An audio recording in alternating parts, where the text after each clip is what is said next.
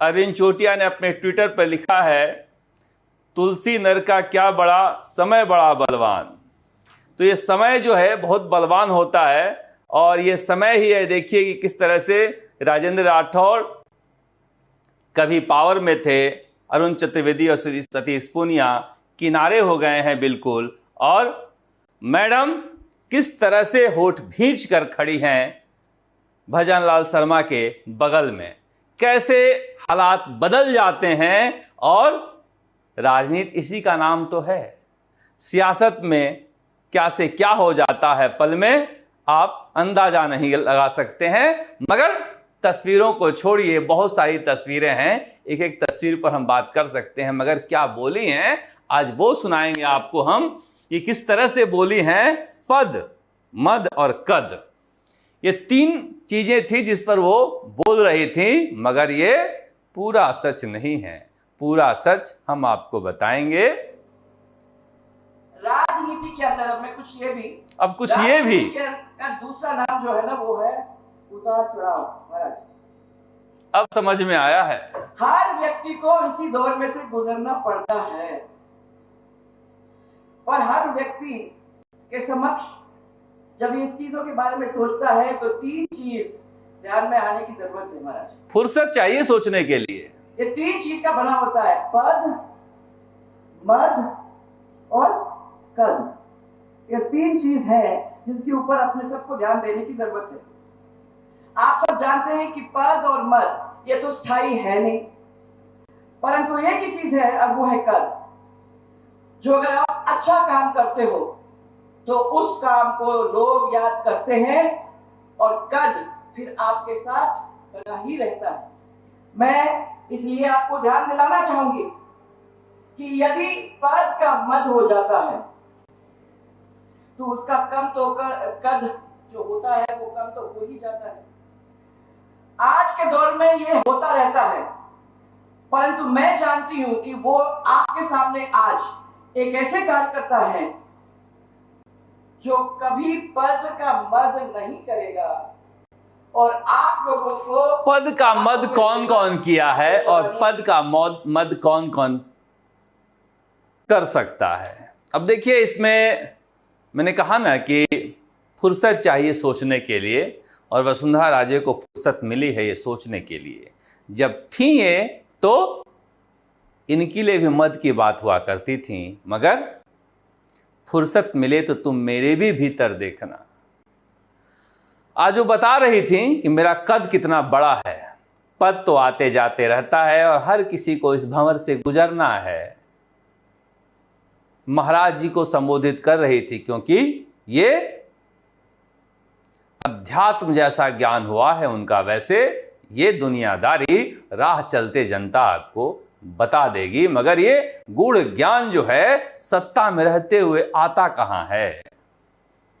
मैं सोच रहा था कि वसुंधरा राजे हमेशा से ये कहा करती हैं कि मेरे जैसा कद का बीजेपी में कोई नेता नहीं है, इसलिए कि जनता मेरे ऊपर विश्वास करती है, भरोसा करती है, प्यार करती है। अब इसका पैमाना तो कोई है नहीं कि खलक की आवाज़ मेरी कुर्सी है, मगर ये कद आता कहाँ से है। मेरे जैसे बहुत सारे लोग होंगे सड़कों पर, मेरे से काबिल होंगे, मगर अगर मैं आज तक में हूँ, राजस्थान तक में हूँ, इसलिए मैं आपकी नज़रों में शरद कुमार बना हुआ हूँ। ये कद छोटा हो या कद बड़ा हो, कद संस्थान के जरिए पैदा हुआ था, और किसी का कद संस्थान से बड़ा हो जाए तो वो संस्थान को छोटा समझने लगता है, और फिर कद मायने नहीं रखता। तो वसुंधरा राजे ने जो बात कही है उसमें सच्चाई है, मगर ये कहना कि कद अस्थाई होता है, हमने कल्याण सिंह का कद भी देखा पार्टी से जाने के बाद, हमने उमा भारती का कद भी देखा पार्टी से जाने के बाद, हमने शंकर सिंह वाघेला का कद भी देखा पार्टी से जाने के बाद, और हमने येदुरप्पा का कद भी देखा पार्टी से जाने के बाद। इसलिए ये सारी चीजें जुड़ी हुई हैं। अगर बीजेपी में वो मन लगाकर काम करती, वैसे उनका मानना है कि उन्होंने किया है, मगर मैं याद करता हूं कि इतने उपचुनाव हुए, एक ट्वीट तक नहीं किया कि बीजेपी को उम्मीदवार को जिता दीजिए। विधानसभा हो या लोकसभा हो, अंदर खाने बहुत सारे खबरें आती रहीं, तो फिर कद के लिए संस्थान में आपका होना और संस्थान से जुड़ा रहना बहुत जरूरी होता है। इसीलिए बात तो उन्होंने सही कही है, मगर इसमें भी अर्ध सत्य है। अब दूसरी बात भी उन्होंने कही है, वो भी सुन लेते हैं। वो किसके लिए कहा है पता नहीं, और बहुत सारे लोग फेल भी हुए हैं, परंतु मैं आपको ये कहना चाहूंगी कि मुझे विश्वास है मदन राठौड़ जी, बहुत मुश्किल काम है, बहुत सारे लोग फेल भी हुए हैं। क्या सतीश पूनिया फेल हुए हैं? क्या सीपी जोशी फेल हुए हैं? पता नहीं कौन फेल हुआ है, कौन नहीं हुआ। क्या भजन लाल शर्मा फेल होंगे? पता नहीं। मगर मैडम ने आज कहा कि सबको एकजुट, एक गुट और एक पार्टी के साथ काम करना है। तो क्या मैडम की वापसी भी संभव है क्या?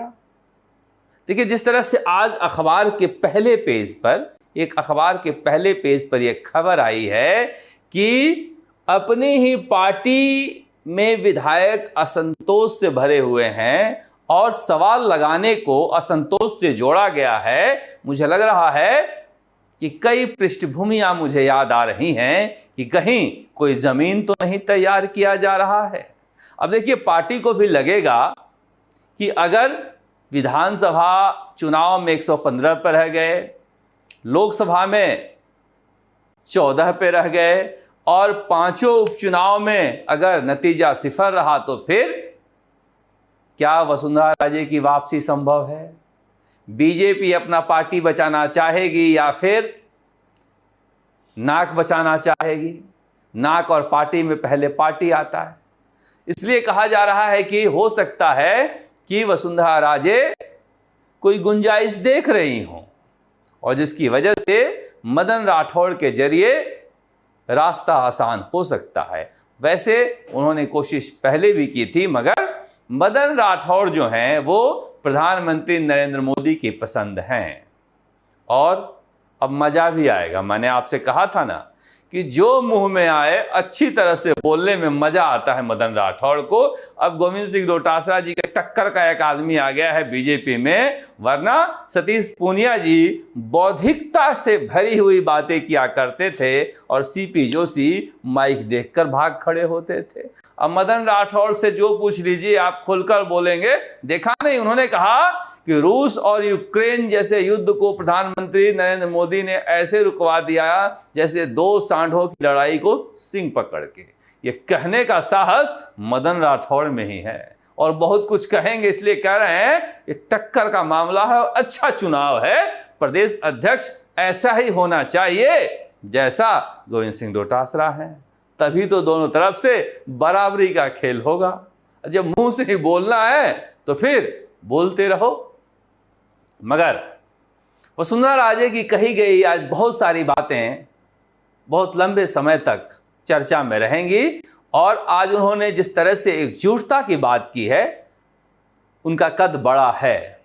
उनका कद बड़ा है बीजेपी के समकालीन नेताओं में, इससे कोई इनकार नहीं कर सकता। उनके किए हुए काम आज भी लोग याद रखते हैं और उनकी कई योजनाएं आज भी जनता के मुंह पर है, इसलिए उन्हें खारिज नहीं किया जा सकता। मगर ये बीजेपी के अंदरूनी राजनीति से जुड़ा हुआ मामला है। जब तक मामला वहां फिट नहीं होगा, यहां हिट नहीं होगा।